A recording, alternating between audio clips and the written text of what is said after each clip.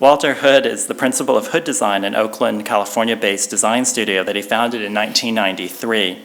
Since that time, his firm has established itself as one of the most inventive landscape architecture practices in the country.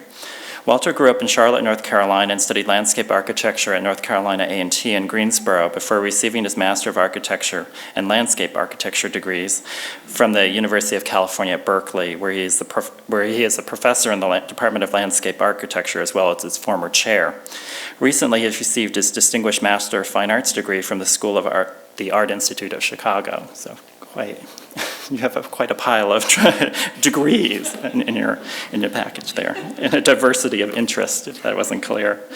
Hood Design's projects reach across the United States, including works underway in cities such as Pittsburgh and Buffalo, and completed projects in the Bay Area, such as Lafayette Square Park in Oakland, and the acclaimed Young Museum in San Francisco's Golden Gate Park. A project for the South Lawn at the University of Virginia, the Poplar Street project for Macon, Georgia, and the Autry National Center in Los Angeles.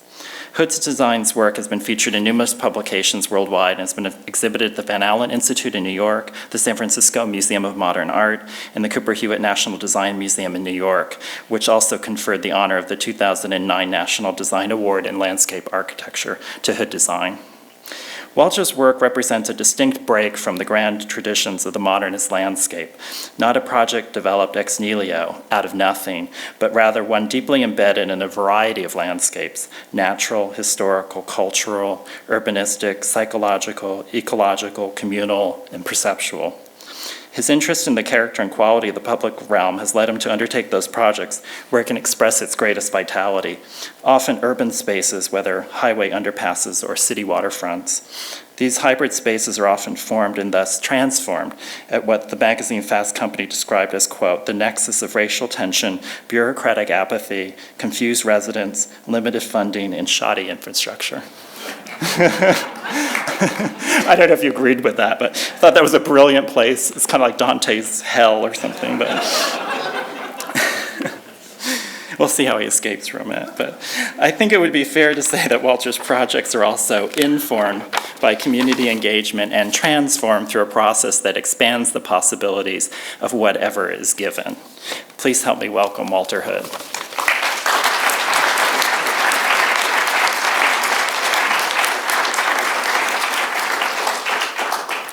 Good evening, everyone. It's almost like my lecture class. All the students sit in the back and no one sits in the front. But that's okay. I won't hold it against you. I know it's cold. I'd like tonight to try to build on the theme of this set of lectures, the next generation of parks, by one, maybe suggesting that our next generation, that parks will not be important in the next generation. And if we can look historically at the founding, particularly of this country, urban transformations, how we've lived in cities, how we've gathered as cultures, how we become more diverse, has really pushed how we think of the morphology and how we think of communities. And I would say, particularly in the last 100 years, we've been a very inventive culture. And we've really invented a lot of ways to live on this continent of North America. I'd like to share with you some previous work over the last 10 years that basically hopefully will build on this argument that I would like to posit tonight of a new way to think about the landscape, not just the urban landscape, but the landscapes in which we live in. Over the last 10 years, we've been fortunate to sort of work on large-scale projects like the new de Young Museum, working at the scale of the park, over 1,000 acres, but also working with donors, which the people here at the museum is probably used to sort of working at the individual scale. But one of the beautiful things that I think about the de Young is we created a new destination in a park that most people took them a hard time to leave San Francisco downtown and go out to Golden Gate Park. They basically did it for recreation. The museum suffered attendance. This new museum by Herzog and Demeron, who also worked here, along with the gardens, along with the artists, have actually created a place where people actually go, and they don't go for the museum. They actually go to leave the downtown area and to be in the park. And they're in the park, not in the park landscape, but in the garden landscape. And why this, I think, is so prophetic is Golden Gate was not designed by a designer. It was actually designed by the park superintendent. Olmsted actually suggested that they not build out here, that it was too cold, too windy, and that they should actually build the park closer to the downtown area. But through this development, we were able to sort of talk about this pastiche landscape, this landscape that really is an invention of the 19th century. It was a sand dune. And most people in San Francisco think it's a natural landscape. So we basically mined all of these exotic plants and put them back together in the place so that people come there now and they actually see the artificiality of the place. Other projects, as Andrew sort of noted, these urban projects were infrastructure, like freeways. This freeway actually won an award in 1965 for being one of the longest spanned freeways in the Bay Area. And it actually had a plaque buried underneath it, and we actually found it, and we actually dusted it off, and actually we're proud of it now. But we basically took a traffic circle that was right here. That's a traffic ramp for this huge freeway, and we actually turned it into a space for people that now connects to this larger piece of landscape. And through this kind of knitting together of the urban landscape, not using traditional aesthetic devices, but actually thinking more about infrastructure, infiltration, hybrids of uses, meaning what are those familiar landscapes to people? We're very familiar with parks. We know parks have grass, parks have picnic tables, they have grills, they have all of those things, but we also know what plazas are, we also know what streets are. And this place actually has that ability to change from going from this kind of green, verdant landscape to a landscape filled with people. And every Saturday, it has a market that really just changes the entire landscape. And this is voted the best market in the Bay Area in 2009. And on some days, they actually have a website, they do tango dancing and all kinds of things. And so just dusting off this landscape has actually allowed people in the community to have a place. And this place changes. Sometimes it's open and sometimes it's full.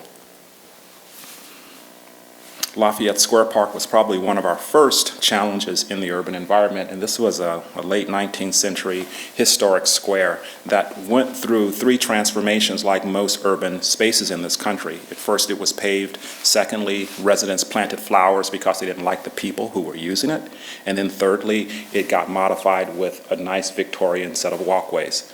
Over time we forgot about it, people started using it, and those walkways, literally the cross, created this dangerous environment where no one would walk through it, because if you got to the center point, you could get everything taken from you, right? So we basically recreated this in a new language, again, building on that history and giving people a little bit of everything. So the social history of it is called Old Man's Park. This is a 1920s shot on the right, very diverse view. On the left, a 1998 shot. You can actually get your hair cut here. So this idea of being a social piece of infrastructure was something we wanted to sort of carry through.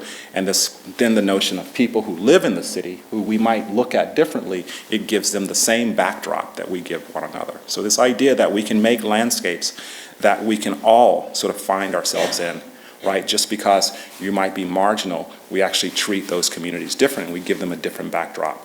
Therefore, we actually look at them differently. But if we all have the same backdrop, we're all beautiful people, right? Just go to a nice hip hotel, right? Everybody looks really beautiful, right?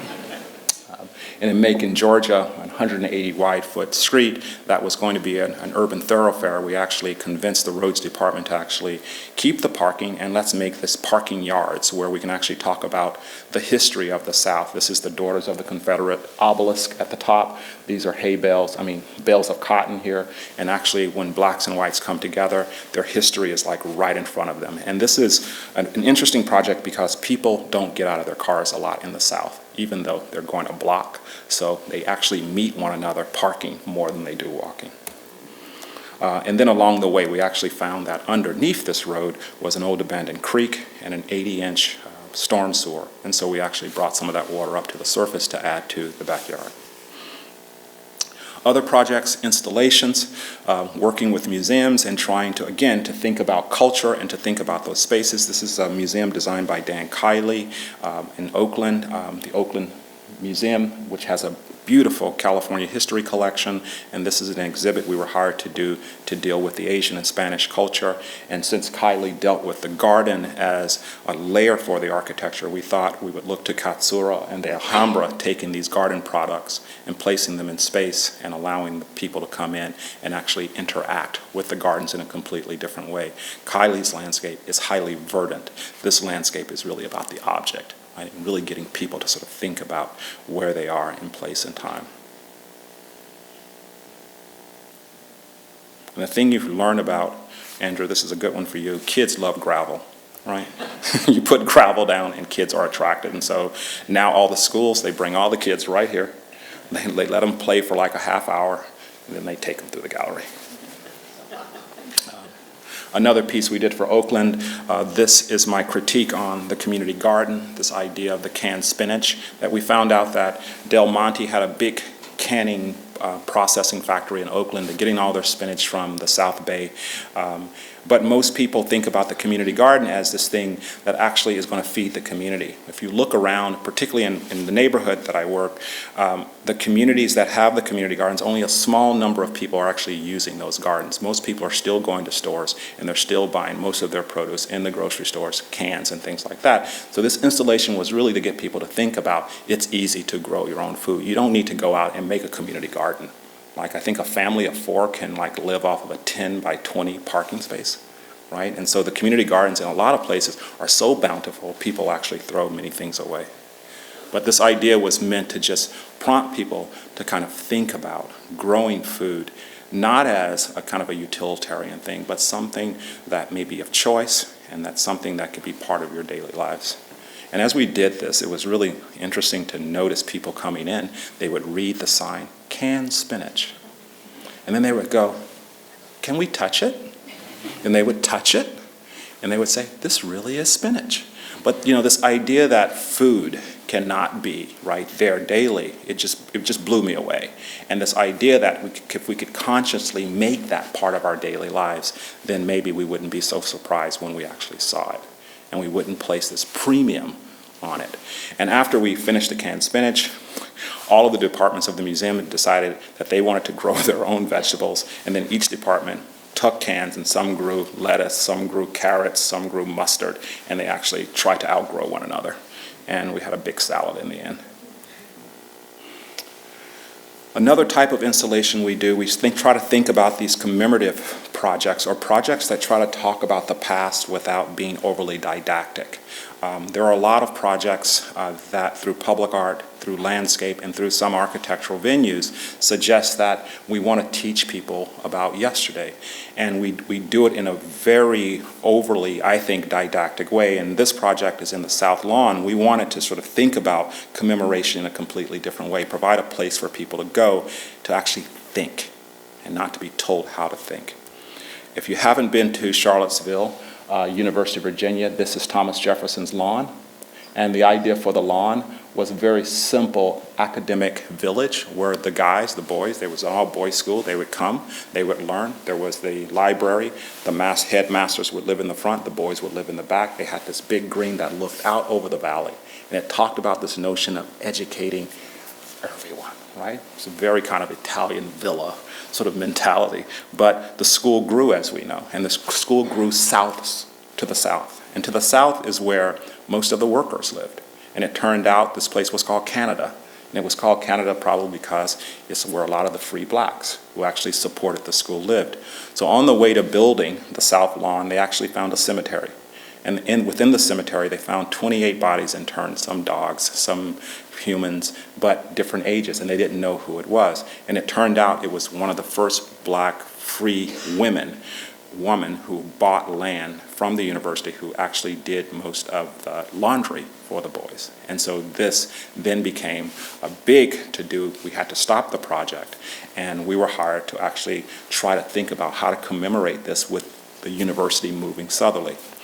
I was very taken by John Michael Vlach, I think, and Del Upton talking about behind the big house. And they always talked about how in these formal landscapes in the South, slaves circumvented power by not moving the way the masters wanted them to move. So they never moved down the alley of trees. They actually moved behind the trees. And this idea of circumventing power, creating your own network, I literally wanted to make these ribbons of pathways throughout the university. And of course, it freaked the university out. They're like, no way, we do Thomas Jefferson stuff, right? And so we were given a little area to the side, and we decided that here we would change the entire kind of figuration of the ground, and we would try to deal with that landscape in a completely different way, juxtaposing it to this neoclassical landscape. It's basically a house and a burial ground. We don't know who's buried there. we do know who owned the house. And so the idea that I had was, could I commemorate these two places just through a kind of a landscape experience? And the one experience I remembered as a kid growing up in the South was, one, when we went to cemeteries, the ground of the cemetery in North Carolina, it's clay, it's Piedmont, it holds a lot of water. The ground actually gets fat, right? In the Tidewater, the ground actually literally depresses itself, because the air within the coffins or the air within the boxes that you're buried in actually collapses. And so you go to these old cemeteries and there's beautiful groundwork. So you know where people are buried based on how the ground is actually receded or how it's inflated.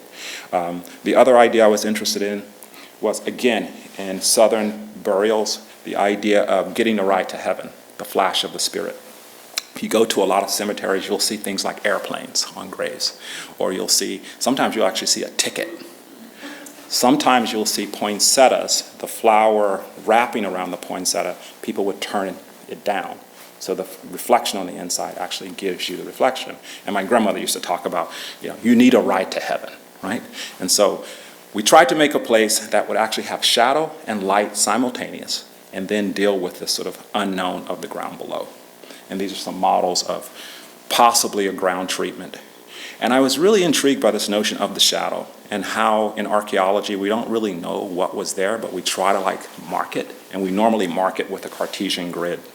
So we came up with this idea of a shadow catcher. And the shadow catcher would be this big structure that lifts the house off the ground. Inside would be stainless steel. There would be this reflection constantly, a portal. But on the ground, there would be a shadow. And so that you hardly ever see shadows and reflections simultaneous. And this creates the effect of marking this cultural landscape. The landscape is separated through a lane. It's called Venerable Lane, and the lane marks the exodus between the people who lived here and the transient student use. The interpretation is fairly simple. Shows you what's below the ground. It shows you what the structure is, the interpretation of what some of the utensils were, and then the actual project itself, you're able to see what was below the ground. When the sun comes out, the shadow is activated. You can see through the reflection to the ground, and it just creates another world, another place in relationship to the brick and white buildings of Thomas Jefferson. This project just opened a couple weeks ago, and the idea is that you could actually come here and actually teach, or it's a place when students want to get away from TJ's campus, or when you just want to come here and think. And I think for me, one of the things that is most successful for me is standing here, and actually there's no sign that tells you to look up, there's nothing that tells you to look down. It's just the phenomena around you that's forcing you to sort of act a particular way. And then the burial ground is actually, again, just this kind of codified groundwork that you sort of stand back from and watch the light transform on. And the pathways are 3 feet wide. And then looking from the history building out to the cemetery, you see this cultural landscape as part of the campus, not something separate. So, as a prelude then to some of the ideas about where our parks can go, our work is really diverse, and I've been trying to not separate those ideas. So if ideas about commemoration, ideas about community, ideas about ecology, all of these things really come in to talk about place. So maybe as we think about moving forward in the future, it might not be about making new parks. Because if you think about the parks, the ones that have lasted, they're the big parks. They're the ones that were done before our cities became really, really, really dense. Right, there are central parks, there are your whole system, the Boston Necklace, Golden Gate Park, Griffin Park in Los Angeles. But if you could just think, if we could extend those parks out by duplicating them, and I call this sampling, we might get a different morphology to a city. And it's this idea of the sample is no different than if you were to go out and sample the community that you would need to talk to, let's say, 1,000 people to understand one thing, right? Or in music, in rap music. I always use this with my students because they listen to rap, but this idea of we hear music sometimes and we know what it is, and then some guy starts talking over it, and it's like, what is he saying? But they get you with the familiar, right? They get you with like Jay-Z does, I Want You Back. Dun, dun, dun, dun, dun, dun, dun. And he's like, I know that. And so you're tapping your feet, and then he's talking about something else, right? So is there a way that we can give people something familiar and then bring something else in? Bring a consciousness in about sustainability. Bring a consciousness in about equity. Bring a consciousness in about you live next to a river. Because most of us don't know it, that we live next to something that maybe we shouldn't live that close to, right? We live next to a big fault. You know, we're building a stadium over a fault line that we know is a fault line, right? And we keep doing it, and we know what happens on fault lines, right? You guys are doing a big park along a river. It's a river. Rivers don't want to be here. Rivers want to do this, right? They're alive. But we have this other idea, and so maybe through this sampling, we can stop thinking about holding the world back and actually start thinking about integrating those things in our lives. And it's less than about a single thing, and it's much more about many things. One project that kind of elucidates this is a project we've been working on in Berkeley, California. And if you can work in Berkeley, you can work anywhere, right? Everybody has a PhD in Berkeley. You go to a community meeting, and it is full, and everyone knows what they want. Center Street is the main street that goes into the Berkeley campus. Over 10,000 people a day move up and down this street, right? Because they're going from public transportation to the campus. The fantastic thing about this is that bus keeps going around the corner, going around the corner, going around the corner. These cars keep moving from space to space. It doesn't take you anyway for cars. And so one of the nonprofits posited, let's close the street, and Strawberry Creek, which is part of Berkeley's campus, let's bring it down the middle. And of course, people freaked out. You can't have a creek going down the middle of a downtown street. It'll flood all the buildings. That's why we put it underground. So we were hired to talk about this idea. And so through this time lapse, the first was to just think about, are there as many cars as there are people? This is a kind of no-brainer, right? That if you took the cars off the street, it would be full constantly. So it's not like going back to the 70s of the old mall, but this is like really using your judgment that the cars right now have the maximum amount of space. People have the least amount. There are more people than cars, right? Okay, I gotta stop this thing. It's going crazy now. Okay, so working on this project, if you look at the Bay Area, this is Berkeley, this is University Avenue, you can see we have the mountains here and we have the bay here. All the water comes down that hill. We have a monsoon. It rains one time of the year, at least it used to, right? You could expect rain from November all the way to March. The first year I lived in California, I wore rain clothes the whole time. My car was wet. It just rains. You go to the creeks are in size. The creeks are at least 25 feet deep, and these are in residential neighborhoods because all the flows come at one time. But they've all been put below the grade. And so when you look at the city, you see no reference of this at all. On the campus, you can kind of see it coming down. But when it hits the city, it's if it disappeared. Even looking closer, we have no knowledge of that hill at the city. And even closer, the hill disappears completely. And on the street, north is up, right? We just redesigned the street, I think 8 years ago, and they put all of these beautiful trees on the south side of the street, right? This is called a streetscape. And of course, we know what that means. It's shady all the time and wet and cold, right? So for us, the gestalt was, can we bring the creek as well as the landscape all the way down through the city? And can we create this through the sampling of Strawberry Creek, which goes through the campus? Olmsted had a plan for Berkeley's campus. John Galen Howard actually designed the campus. Olmsted suggested that the framework of the campus should come through the north and south fork of Strawberry Creek. Galen Howard never drew the creek. He made courtyards. And I would argue, these are more contemporary photos, Olmsted actually won in the end because the creek actually is more important than the buildings. People who go to Berkeley, they remember Strawberry Creek because it's a thing that goes through the entire campus. You also don't need a lot of things to know where you are in Berkeley. This is looking towards the campus. You don't see the campanile, you don't see anything, but you do see redwood trees. You see the creek. And this goes up 15 feet, so you actually feel you're walking up. Looking down, it goes 15 feet the other way, so you know where the bay is. These are just these simple things about being in a place. You know where you are. The bay is behind me, the hills are up there. And for us then, this was a way to capture the attention of the community, is to talk about these ideas. We came up with 32 different ways to actually sample and actually design the street.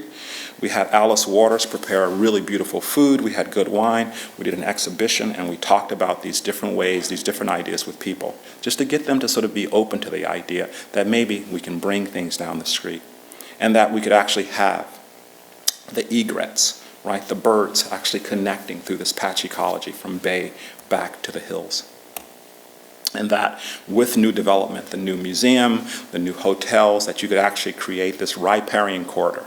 Now, we are not suggesting bringing the creek through. This was all just suggesting water in a landscape. That could we be revelatory? So we basically suggested to them we could do all of the emergency access. We could give all the access to the stores. And we would basically have ways for people to drop people off at the ends of the street, and the street could still live. But the bigger thing that we tried to posit was the street as a piece of infrastructure. No longer should we think of streets as just these sort of ambiguous pipes running crazy and then just blacktop on top. But can we think of the street almost as an epidermis, right? As this kind of layer of skin.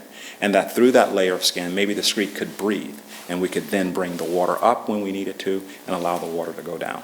Because most of the buildings around it, we can capture most of the water off the roofs, that we could take some of the water out of the creek, we could clean it, and bring it back up to the surface. So the street literally becomes this spine, this way for us to think about the section this way and the section in the opposite way.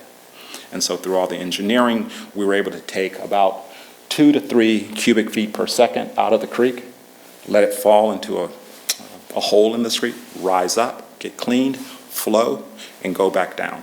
So conceptually, when you got out of the BART train, the light rail, you would have water that you could actually drink. That's coming from the creek because it's actually been cleaned from the street, conceptually, right?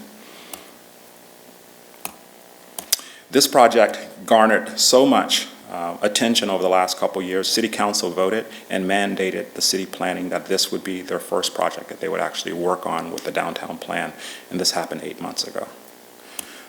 We're working now, hopefully the Coastal Conservancy, we're working with them to actually fund the project. This would be about a $25 million to $30 million project, which, considering at the rate we build museums for $200 million, it's nothing, right? I mean, we don't blink when we say we're building a building for $200 million.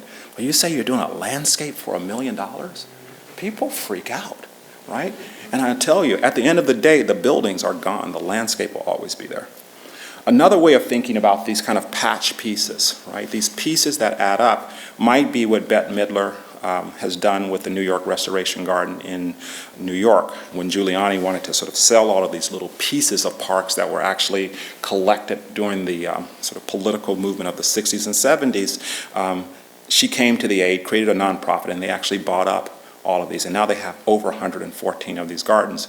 We were asked to design one out in Jamaica, Queens, and we decided that we would do one based on the Garden of Love from one of these French cooking gardens, because I was really intrigued by, could you make a garden in a community that looked like it belonged in a rich neighborhood, right? Parterres, and this is a working class neighborhood. What would happen if you gave them parterres? Right? If they had something that looked like you need to care for it. So we got 50 cents, the actual wrapper, paid $350,000 to build this. We actually created our own rainwater catchment system because there's no water here. It's next to an abandoned train line. So these catch water and actually hold it. People can pump the water to actually take care of all the plants. And of course, 50 gets his stamp.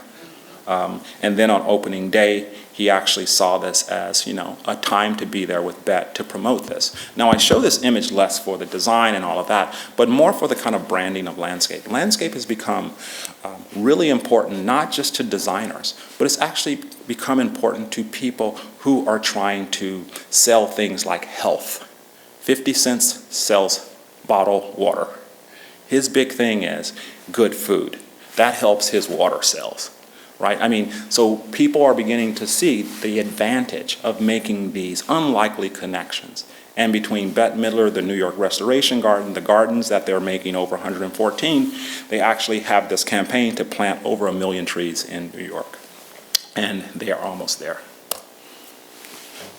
They just had a cancer awareness gathering at the garden. So now the garden is actually used for all of these other issues. And having a name like Curtis Jackson assigned to the garden, people now then look at the community garden not as a place to grow food, but as a place of empowerment. And now the rappers who live in this neighborhood have to actually build community gardens, because some think his name is J. Rule or someone like that actually lives here, and now there's a whole feud about building a community garden in my neighborhood. Yeah? It's a really good thing to have a feud about, right?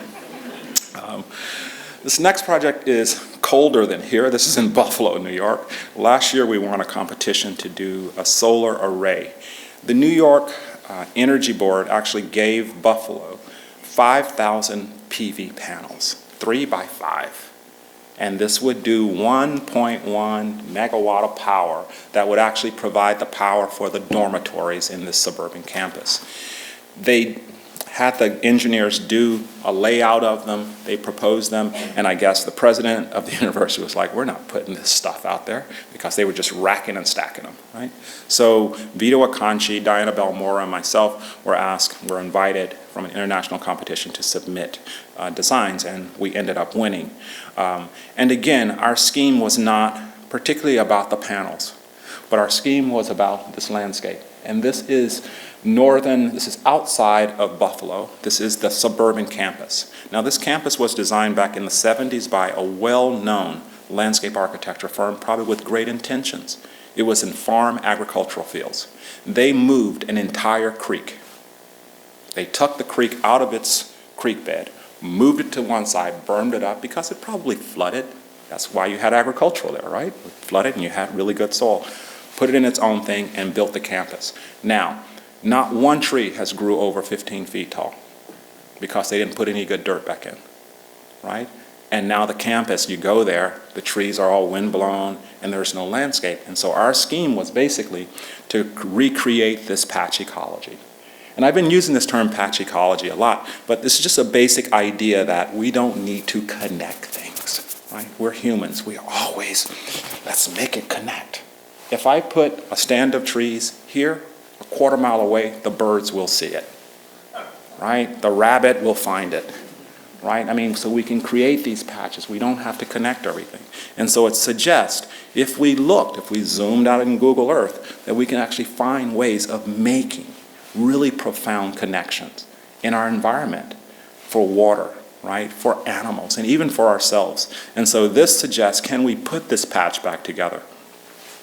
So we looked at the history of the area, and more particularly, we also looked at how to lay out the PV, because that was the big issue. And I was really interested in this confluence between, we were arguing about this, or not arguing, but suggesting that there's this identity in the land. Could we use the PV as a way to talk about identity? And dumb metaphor, we looked at swatches of DNA because they're linear and they're marks, right? And we figured out there's a correlation that we could lay them out based on each panel. You have to have 28 panels in an array. If any one of those 28 gets shadow, you don't get anything from the array. So you start out with a numerical configuration. So we were able to build a computer program to actually lay these out numerically. So we could actually say at Hadley, you're going to get 315 kilowatts hours. At South Lake, you're going to get this, and actually break up the array so that you could actually see where your power is actually coming from through one gigantic quarter-mile long strand. And that strand would get laid out at the entry of the campus. And then we suggested to them, because they had a very small ecological revitalization program on one piece of the site, we decided, let's let the entire landscape go and let's see what happens. Because already they've found 45 different species of plants in this area that they've had let go for the last 5 years. And this argument we've been having then, well, what is the natural landscape, right? If I leave a landscape untended, is that a natural landscape? Or do I need to go back and do research? to figure out 500 years ago what grew there.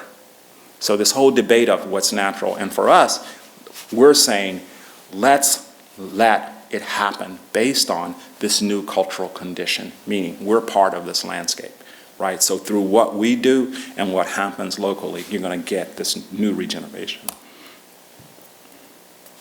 This is a design-build project. The panels will actually create these walkways, these large shadow areas for students to come and gather. And it'll actually create a place for people to be spectacle. The football field is up at this end, so you'll actually see this array when you come to a football game. I think it's going to be a great place at night for people to make out.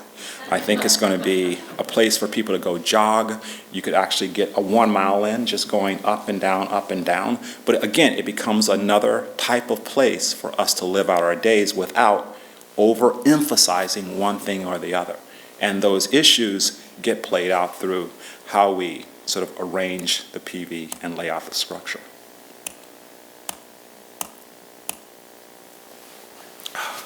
And the last project I'd like to talk about, which I think encompasses all of these ideas at the scale of the city. This is a project that I've just been so fortunate to work with the Pittsburgh Parks Conservancy and Find the Rivers to actually take on a project like this. What we're looking at here is a view of Pittsburgh, Pennsylvania. These are the two rivers, the Monongahela. This here is downtown. This is Schley Park. These are those other big 19th century parks. And one of the things that blew me away about Pittsburgh is, there's a lot of things, but people live in the landscape, right? If you go to Schley Park, there are these huge ravines, and you can't see out. There's trees, there's deer, there's rabbits. I mean, you're just in this landscape for days, right? But if you go to the urban areas, completely denuded, right, because of industry, right? Downtown Pittsburgh, next to the stadium, there was a huge coal mine. And the coal mine, basically, in the late 19th century, blacks, immigrants came to live in the downtown, and they cut the top off this hill, and they mined for half a century. They mined along the river. They actually created, well, as you guys know, these polluting large furnaces for steel along the rivers. But now Pittsburgh has actually come back. It's beginning to think about those rivers again in a completely different way. We were hired to actually come up with a master plan for this community here.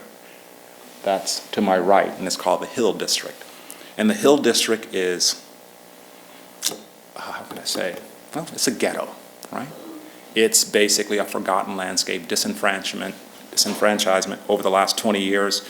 Particularly, most people think of it as the African American community, but again, Polish lived here, Jewish people lived here, a lot of different immigrants, people of color lived here through time because they all work in the same way in the coal mine. I show this image though because look how verdant it is on the right-hand side. When we first went there, people took us, it's like it's really dangerous, don't get out of the car.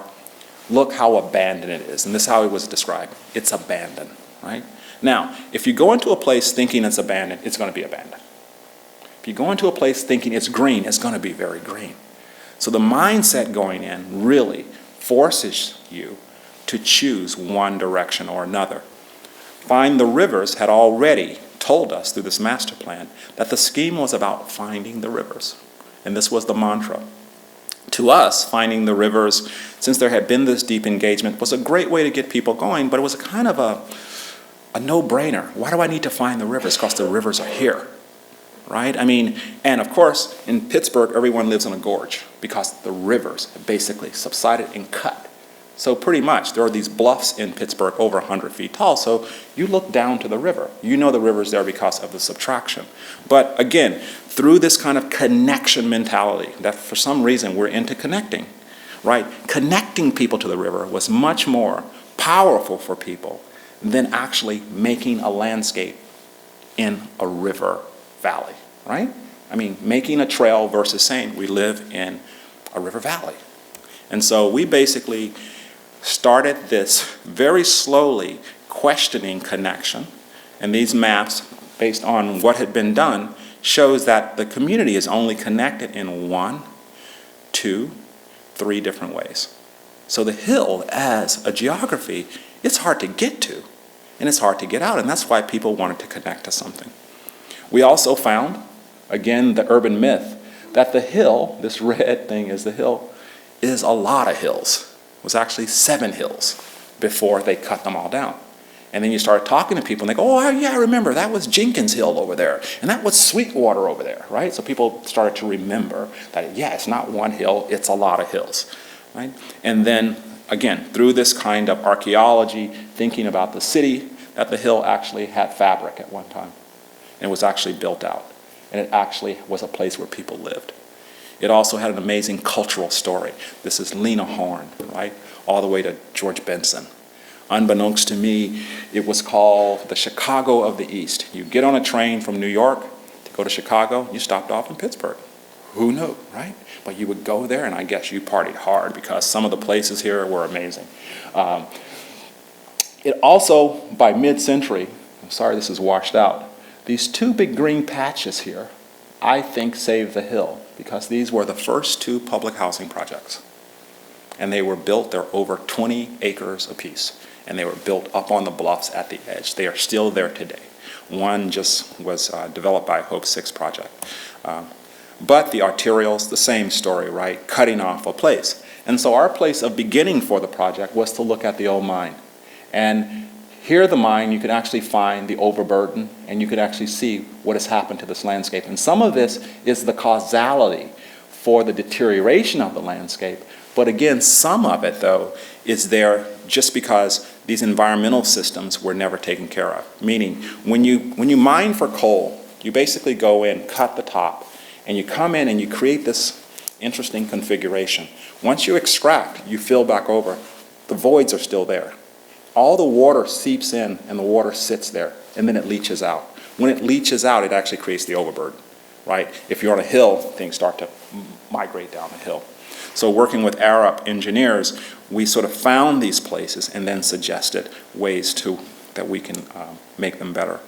But we reconceptualized the project in 3 different strands. The first one was we talk more about the edge because the rivers are here. We talked about the hills, not one hill.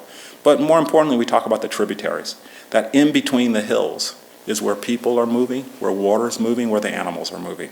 And maybe this is a better way to conceptualize. And finding those cultural elements, in Pittsburgh you have stairs. Everyone moves through the stairs. And it turned out in the hill, people navigated and knew their way around based on stairs, not based on streets, because the streets don't go anywhere, right? And so just mapping the stairs, we were able to actually come up with a new morphology actually for the community. And then through subsequent layers, really trying to figure out what happened to the streams, why are the roads there. And through one of these long hood design processes, we got to the final green print where I suggested to people at a community meeting downtown that we should think about a village in the woods, right? And the idea of living in the woods would be a remarkable thing, to be in a downtown area and live in the woods. Not a woodland, not in a park, but to live in the woods. And that within the woods would be a village. And the woods would have this kind of diversity to it. It's a place where the kids would see the boogeyman every now and then, right? It would be a place where we let some things go. It might be a place sometimes where we might work. But it's actually, it would exist here. And the idea came from one of the residents. One day I was talking to him, he was out cutting his lawn, and I said, how do you like living here? He's like, this is like living the rural life and the urban life all at one time. Look, I can see Heinz Field from here. But look over there, there's a rabbit. At night, deer come up to my door. We got turkeys. Why would I want to live anywhere else, right? But the mentality of the city is to change that. The mentality of the designers is to make parks, is to make more baseball fields, to create more streetscapes, right? To make places where I can't get the turkey, I can't get the rabbit, but they exist somewhere else. So we created a plan, 7 different projects for them to make the woods and to make the village. And we actually had our final meeting this summer, and we presented it, and Pittsburgh's Parks Conservancy now is toting the ball to the goal line. But the idea here, this is the master plan, it's actually an inverted Central Park. That's what Susan calls it, right? It's the big donut, the green on the outside and the open in the middle. And through this, we have performance standards that we've gone through, and we've tried to qualify how to make this. Now, the hard part about a design like this is we don't know how to work in this diverse way. We don't have the infrastructure to maintain this way of thinking. We have a bureaucracy to maintain the things we do. So I have a bureaucracy to maintain parks. But if you try to do something unpark-like with park people, they don't know what to do. So you have to then change the nomenclature, and you have to change that sociology. And so through our meetings, we've been trying to meet with people on site. When we talked about the village, we built a 16-foot model and put it next to the road. And we pointed out things to people. When we talked about the woods, we actually took people on a trail, cleaned up, made the trail, and actually put them in the landscape so that they could actually see what we talked about. When we talked about some of the cultural history, we actually found the old addresses of the old clubs, and we had young kids actually mark the streets. But this idea that I had to wait on something was what we were trying to basically eradicate, that you already have it. You live in this amazing green place. You just need to protect it. And the architecture, people are telling you the architecture is valuable. The architecture is not valuable. It's the land that's valuable. You can walk downtown in 10 minutes, right? You have this biodiversity. You have the river there. It's the land, not the buildings. And so we went through this process, and then we put the donut drape over 5O's headquarters. This is the police station. And we had our main meeting here right at the corner of the Hill Street Police Station and the community. And this created this chaos. All the young brothers came up to me and was like, why the hell are we having this meeting at 5O, man? You know they hate it. I mean, it was just like this amazing. I was like, oh my God. And my whole point was, here's the police station in the center of your community. Your community is thought of as one of the most violent, scariest places. Why don't you have your public space at the police station, right? I would let my grandmother go there, right? But people actually saw it opposite. So we went in, found the sergeant on staff. The nonprofit woman who works there knew her. She said, sure, you can use the building. So between the police and the community, for the first hour, no one knew what to think. And then people from the outside started to come in, and they could actually then started to see the drawings. And before we knew it, the news was there. It was this amazing story that people, for the first time, had come out on the street and began to talk about and see their community in a completely different way. And some of the projects we talked about were just very simple things, like for the woods to make the trail, and make the trail using existing infrastructure. Thinking about paving, about benches. In the downtown area in the village, I love this one, people stop everywhere. You're walking down the street, people are driving, they just stop. Hey man, what's up? And they might stay there for 10 minutes. So we actually made stop signs for them. So if you want to stop your car and talk to someone, there's a stop.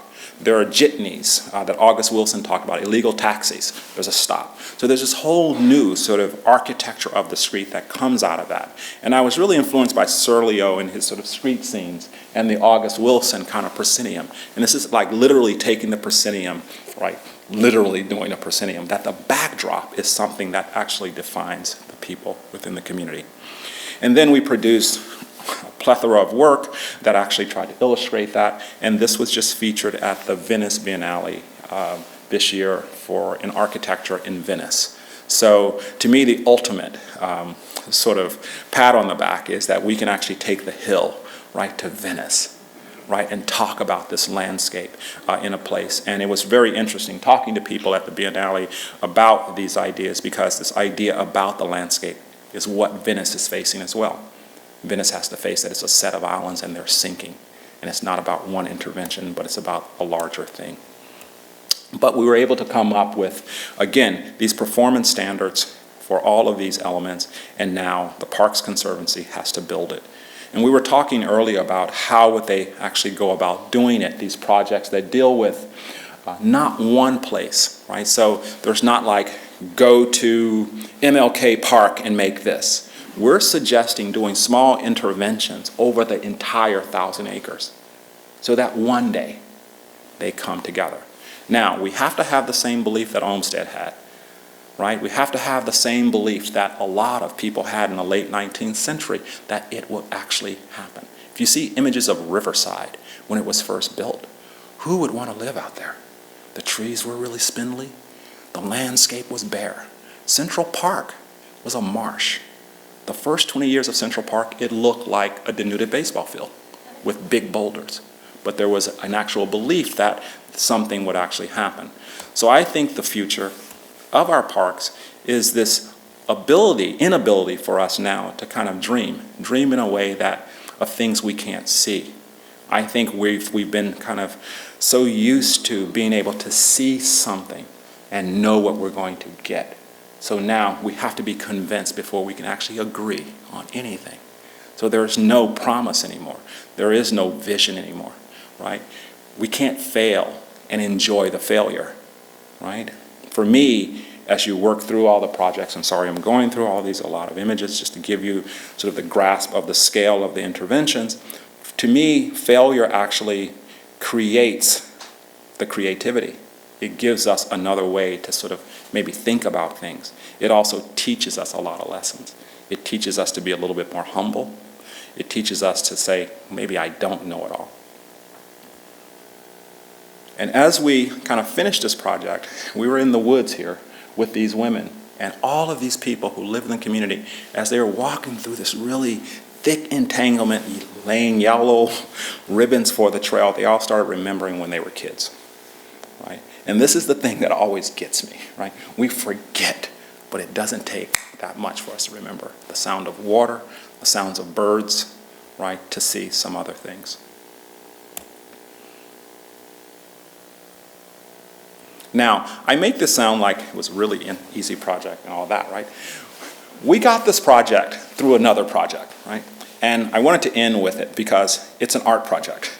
And it kind of shows you, I made that, well, maybe I didn't, but I made that sound really easy. We got hired to think of this 1,000-acre thing, and we came up with this idea. But the idea was actually planted in a public art project.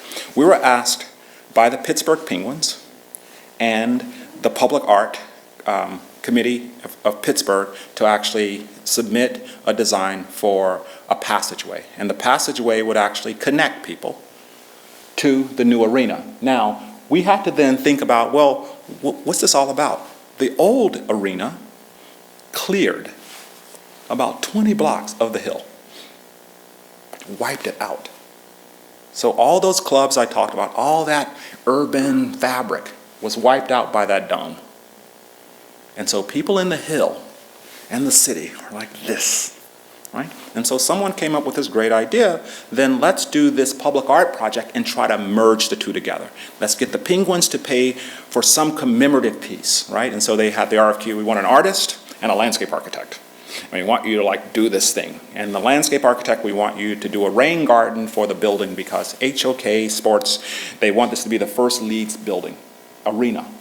Right? And so they want you to take all that water and deal with the water and make rain gardens. The artist, we want you to do something commemorative. I kept thinking of this image, and as I was doing the research, and this is August Wilson's image of the hill. And this ran in one of his plays at the Kennedy Center for years. And this idea that this guy went all around the world, and the hill was always with him, all of his stories and everything. And so I came up with this idea of the piece called Curtain Call. And this would be for all the people who ever lived in the hill to come to the arena and be there, right? To bum rush the arena. That would be really great, right? But we couldn't do that, but you can actually give us images. And the images would be of anything that had to do with the hill. The passageway is a small little passage right here. The hill is all the way here. As you can see, there's a big disconnect between the two, but people in the hill walk down this road. This will actually give them a connection. They don't have to stay here. We ended up winning the competition. We actually came up with what was applauded as a beautiful rain garden because we were one of the only ones who actually created spaces for people to be in. But basically the water falls from here, here, here, here, here, and then it's clean and goes into the ground, right? Pretty simple. But part of that, we wanted to also make these giant 20-foot-high curtains. And these curtains would be made out of images that we collect from the community. And as we put them up, they would actually frame and make that facade of disappear. And it would actually be, people would be implanted within that, right? And so as you then move through that space, you would see one another next to the Pittsburgh Penguins or next to when there's some big concert. And that they then would fill up and they would create this quilt-like lit thing on one side next to the rain garden. So you had this place where the two things came together. And from that project, we were then asked to actually do this other project, because winning this project actually created this moment where when we had the first barbecue, people came with bags. I mean, literally, with bags, wanting to tell us all these stories. And the stories were profound. And so we had to record the stories.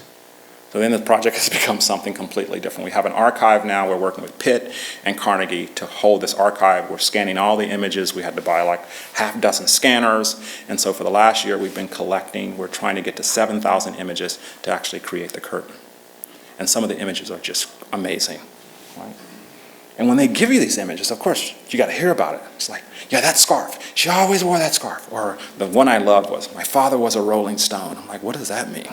It's like, you don't really want to know. But the images are very diverse. And it talks about the life of the hill. And it talks about the people of the hill. And it talks about the diversity of the hill. And so the arena was just built, they opened up, and hopefully we will go into construction this spring for the curtain call. But I wanted to end with this one video, because it's very clear to you probably the cultural piece of that. But how many people know what a rain garden is? How many people have seen a rain garden function? Yeah? Okay. I mean, rain gardens to me is like, what's a rain garden? Every time I design one, people always go, what the hell is a rain garden? You know, and basically, when it's dry, you're not going to see anything, right? So I had this idea, how do I collapse the two things together? So in curtain call, you'll actually walk in and see the curtain, but you'll also get rain songs. And since the hill was this place of rhythm and blues, we actually found over 50 rain songs. I can't stand the rain, right? Rain, drops keep falling on my head, does not make it. I want to go outside in the rain. But all of these songs will actually be programmed as you go through. So at a certain point, there's this connection I'm hoping you will have, very similar to the shadow catcher. Why am I hearing rain songs and seeing images of people? And hopefully when that happens, there's this kind of environmental and cultural collapse that is going to force people to think about the place in which they live. Thank you guys for being so attentive.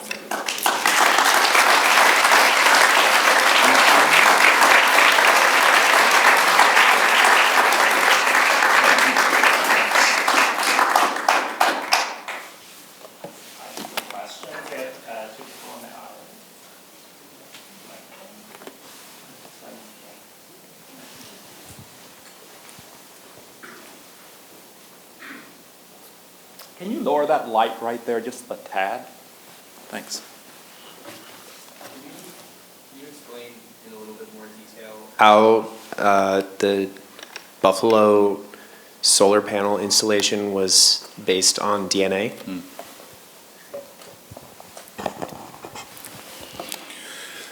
How was solar panel based on DNA? It was more of a metaphorical sort of construct. Again, looking at DNA swatches, basically they take the swatches and that your identity, and you can basically take a swatch and they mark the swatch.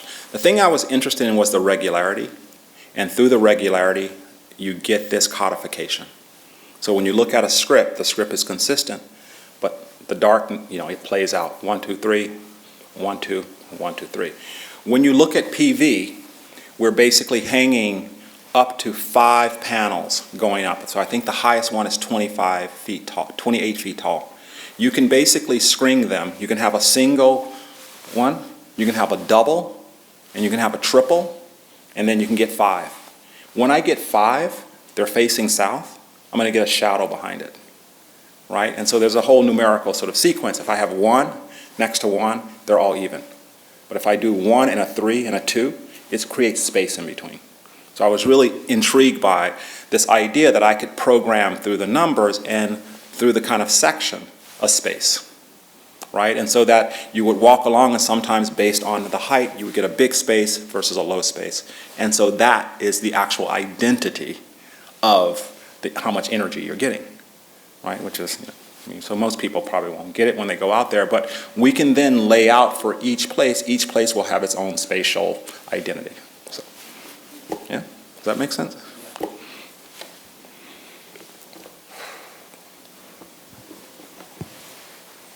I just want to thank you.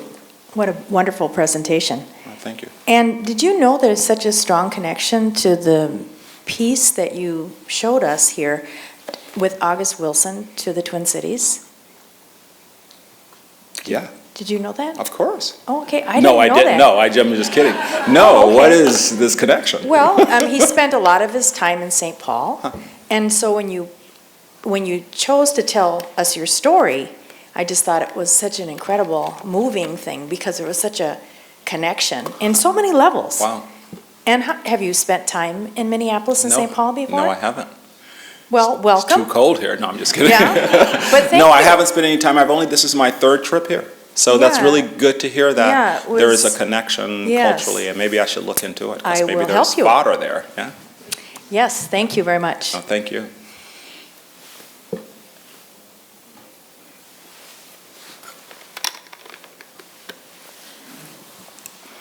Hi. I thought it was interesting how you talked about the sort of the landscape being so important, nature, and the land being in some ways more important than buildings. Say because it was always there, it was always going to be there, and that it was easy for me to follow why you would want to help people sort of see the land around them and be aware of that, and that was an important part of your designs. And I also I thought that was connected but sort of separate from the way that you also, in many of your projects, really emphasize the history of the place, because that's what we've created. That's Right. what people have made, and the land maybe has always been there or is different. And I guess I was just wondering, because you bring those two things together and try to make people see, both the natural landscape and in some cases the history that's been part of that landscape. And it makes sense to do that, but it's not necessarily the way that you would have to do it. I guess I'm just curious how you've sort of developed that way of weaving those together, or why you think that that's important. That's a really good question. It's just it's a way of working that I feel comfortable with. And I think it comes out of who I am. My experiences. And I think that one of the big experiences for me very early as a designer was I always found that I was always living in places that were never about me and never had anything to say about me. Right? And I just found I got to a point where it was just, by the time I started teaching, I still found myself being kind of isolated, with my experiences. And I started thinking, because I started living in this place where people look like me. I moved out of Berkeley after like 3 years of teaching because, to be frank, there was just not enough black people. And I moved to Oakland because, for me, I needed to see people who look like me daily. I didn't want to see those people kind of marginalized, but I wanted to, because daily you see, you come into contact with people. But the one thing that I began to sort of see was the place that I was living then. We never looked to those places for inspiration. We always looked to those places to fix or get rid of. And you could be inspired. So my first book, actually Urban Diaries, was about just taking note of things around me, whether it was prostitution, drug dealing, people ripping off my car, or whatever. But I found something there, right? And to me, there's a story to be told everywhere.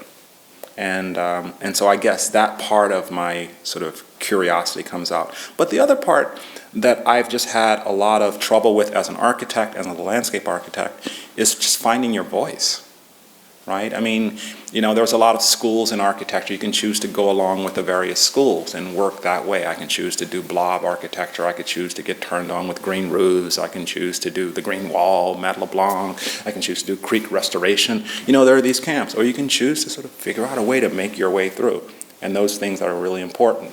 And for me, what's really important is to get, which I find over and over is, people live in places and they don't see the place. You know, and at the DeYoung Museum and Splash Pad Park, I don't know how many people called me afterwards and said, "Why did you plant those damn palm trees? I hate palm trees." The ones at the DeYoung have been there for 110 years. Splash Pad Park was the place for the homeless palms. That's where they took all the palms that people didn't want. All we did was clean the place up, and all of a sudden they saw this. Right? And so that constantly just blows my mind, right? You know, it's like, well, why can't you have trees in poor neighborhoods? Why do people tear down the trees? Because there were never any trees, right? And you expect people to all of a sudden care for something that's not familiar to them. And it's not to say that they can't become familiarized with those things, but we have to find ways to do it. So, yeah. Hi. Sorry. I wanted to ask you a little bit more about the Center Street project. I'm from Berkeley originally, and when I first heard about the Center Street project and bringing Strawberry Creek back up, it seemed like a really cool idea, but could it ever be done? I don't know. And I guess your explanation really put a new light on it, and I wanted to say it looks really, really cool, and I'm glad it's going forward. But to expand upon that, do you think that the success of that project and the success of turning an urban block into something that's, you know, historically and I guess has more natural importance, and could it be something that sets a precedent for how people reimagine urban centers and urban downtowns? I mean, Berkeley is, in a lot of ways, is trying to reimagine their downtown because it's been very unsuccessful. Right. And so are there any other places that, in the sessions that you had with the Berkeley City Council, were there any other times that, you know, seeing this block changed and really transformed, could it be done any other, not only in Berkeley, but anywhere else in the Bay Area? Yeah. Let me back up. You're from Berkeley, so let me put it this way. Just because the council has said, planning, you do it, doesn't mean it's going to get done, right? It's like our government, right? There's going to be, you know, people filibustering and doing what they do. I mean, Berkeley council meetings go to 3 in the morning, right? I mean, just give you some idea.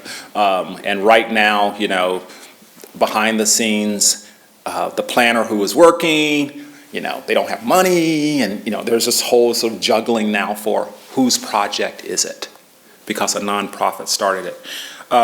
Again, I think for me, the Berkeley Center Street project, the Hill project, all of these, even the small garden passage, hopefully it came through that I'm not interested in making these kind of standard things per se.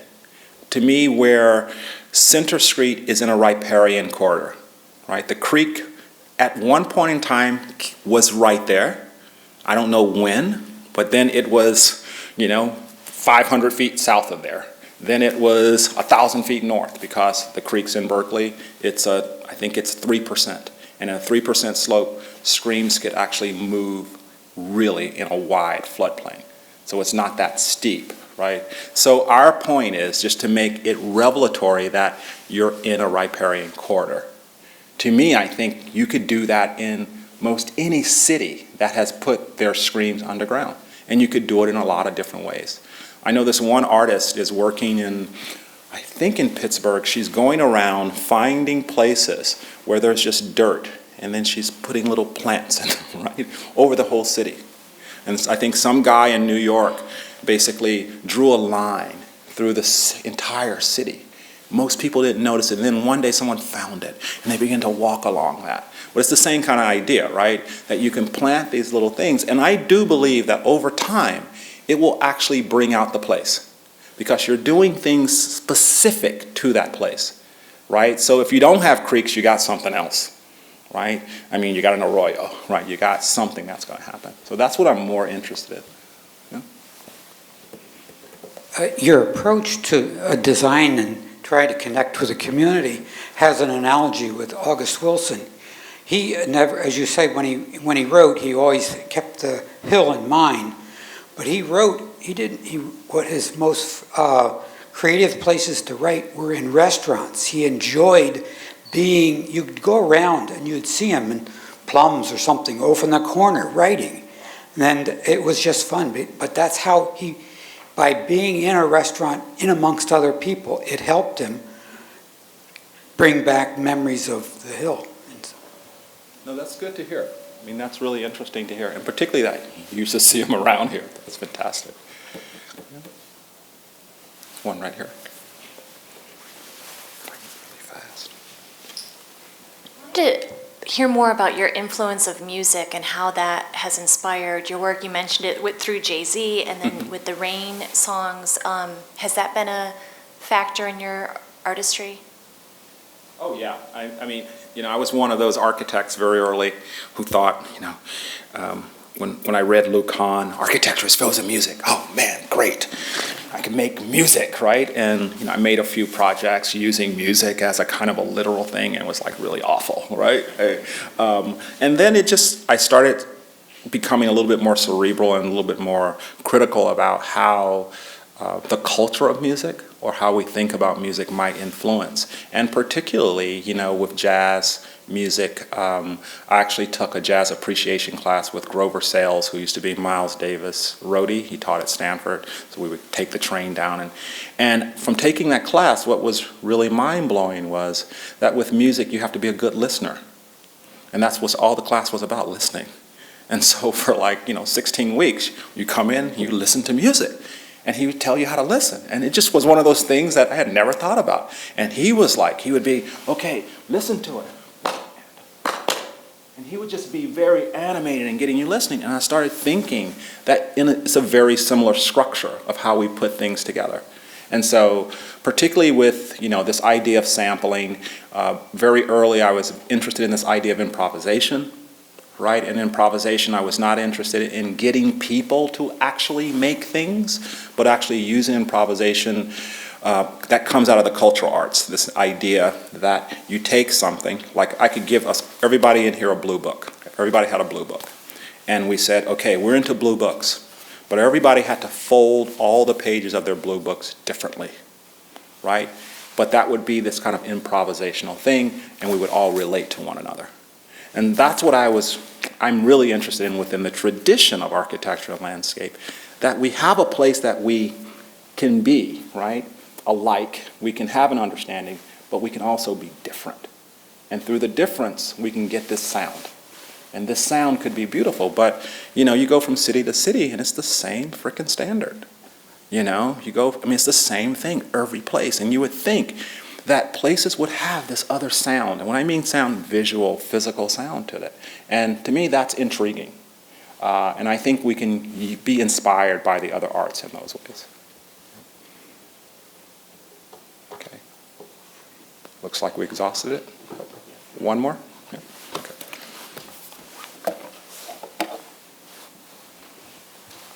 I was wondering if you could talk a little more about the public participation process that you used on the Hill, and specifically about the stenciling and the yellow flagging. I think it's really great that you were actually in the landscape and doing those kinds of things as opposed to, and sort of what partners did you work with to work with the community, and talk about that a little more, please. Thanks.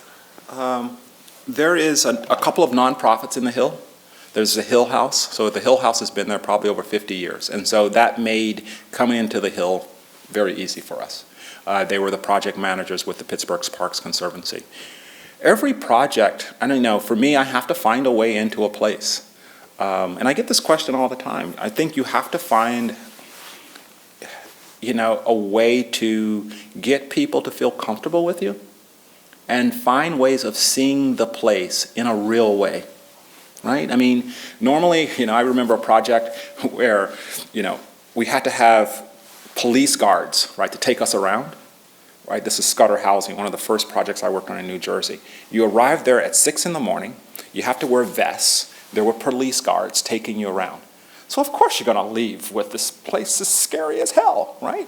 And when you talk to people, there was someone in between, and of course you had this other way of thinking. I've also gone to community meetings with the Post-its or the dots or the 3 concepts.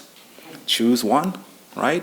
And that doesn't work for me, right? Because if we have 3 concepts, that means someone's going to lose, right? If we say preferred schemes, that means someone's losing, right? And this notion that you do 3, where did 3 come from, right? We always have 3. 3 is better than 2. Right? 3 out of 5, or whatever. So like for Berkeley, we did 32. And so 32 suggests there is no advantage over one, that we're just talking about ideas. And so I'm always trying to create a process where we can talk about the ideas without giving people the kind of platform or the kind of power to a certain degree. And at the Hill, what was really nice was we had a few meetings, and one of the things that I noticed was just a lot of the regular people weren't coming. Right? It was the people who go to meetings, right? So these are the people who go to meetings. And you would see the same people, but you would then go outside and there would be 40 people on the sidewalk waiting on the bus or just hanging out. And you said, why can't we have these? And so we started doing things on the sidewalk. We started having barbecues. Barbecue food is good, right? I mean, any kind of food. And then we just started like having walks and cleanups. And to me, that started to happen more because it's not a project. And people from the outside was always like going, so it's good if you have a plan, but you have no money, right? I mean, there's this kind of antagonism from the outside. You'll never do this. This is way too big. And you can just show people in one day. We could actually do a trail. We could make 3 stairs beautiful, and we could actually bring back the history over a quarter mile. Just in one day. Imagine what you could do in a year. And this is with no money, right? And so that's where that came from. But every project, I'm always looking for some way in, and because I think communities are different, places are different, and projects are different.